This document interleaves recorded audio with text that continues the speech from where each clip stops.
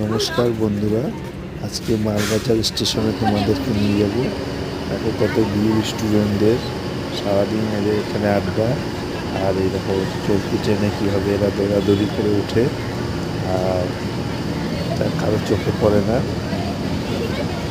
এই দেখো স্টেশনে ট্রেন ছেড়ে দিয়েছে, তাও ওদের সারাদিনের আড্ডা। কত স্টুডেন্ট, এটাই মনে হচ্ছে স্কুল। এখানে ক্লাস হচ্ছে, এখানে পড়াশোনা হচ্ছে। এরা হচ্ছে দেশের ভবিষ্যৎ।